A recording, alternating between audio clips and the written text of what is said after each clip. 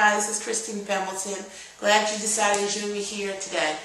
And I want to share with you what I call the 3 C's of a happy marriage. There are 3 things that a marriage really needs to have in order for the man and the woman to be happy.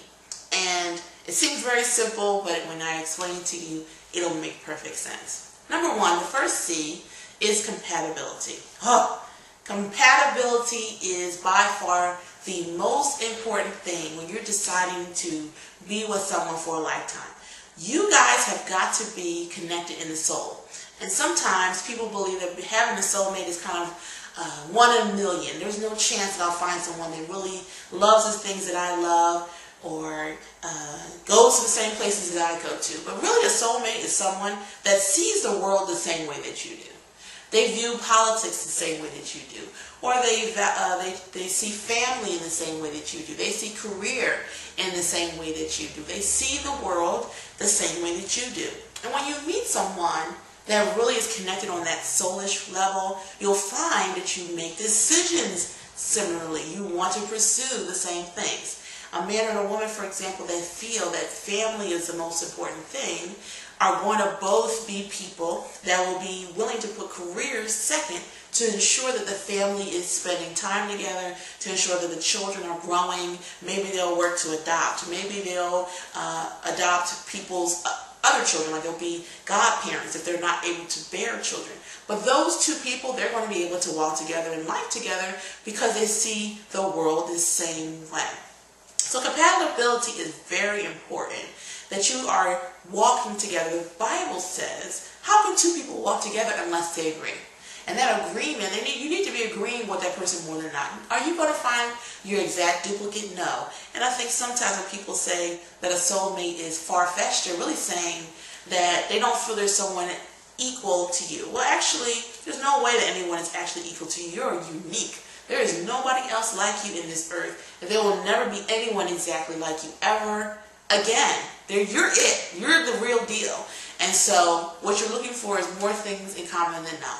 When you talk about the world, how do you view the world? How do you view your ethnicity? How do you view your faith? All those things will let you know that you are compatible, that you're walking together.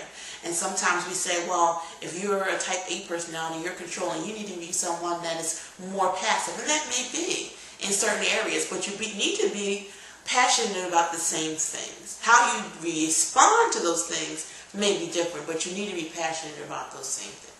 That's the first thing. Number 2 is commitment. Most people today are not very committed. Used to be, you will go to a job, you will work at that job for 40 years, you will retire. There was a mindset that I'm going to go to this place, I'm going to be here for X amount of years, and then transition into something else. People today, they leave their job after 2 months. They are jumping from one thing to the other. You can change cell phone carriers from one thing to the other without any real ramifications. There's no weight put on commitment. But marriage takes commitment. Why? Because sometimes you're not going to agree. Sometimes you're not going to see things the same way. Sometimes you're going to make mistakes, and your spouse is going to have to live with the decisions that you made.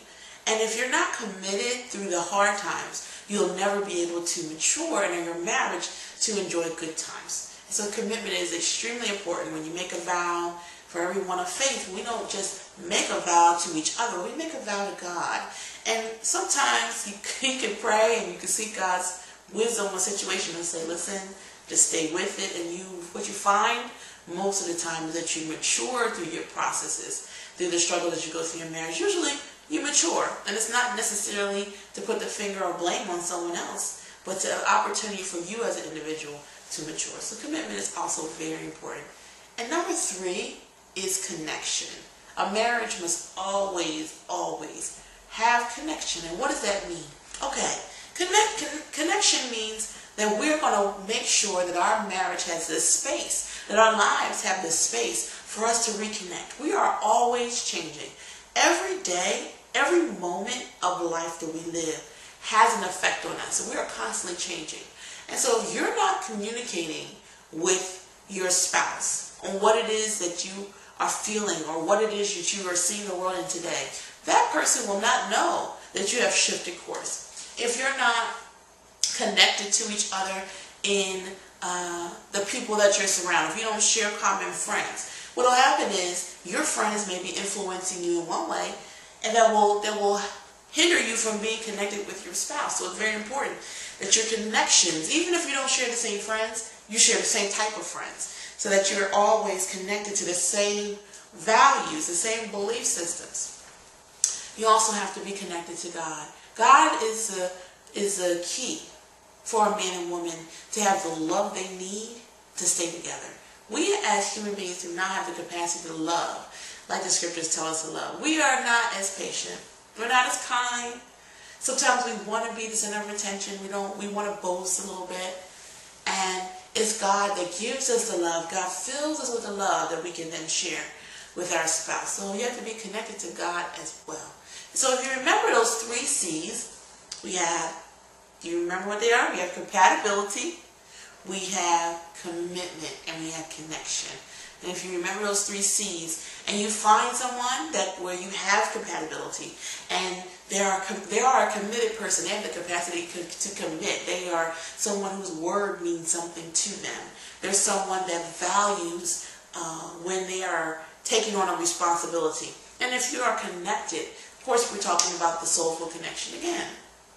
If you feel a connection, and of course they're making sure they're connected to their God, so that you guys can worship together and get the replenishing of the love that you need to share with your husband and your wife, you're going to have a happy life. Hi, this is Christine Pem, and if you want to learn more, get 20 more videos just like this, then all you have to do is go to marriageprepforwomen.com, and you'll be able to get 20 videos that I've put together.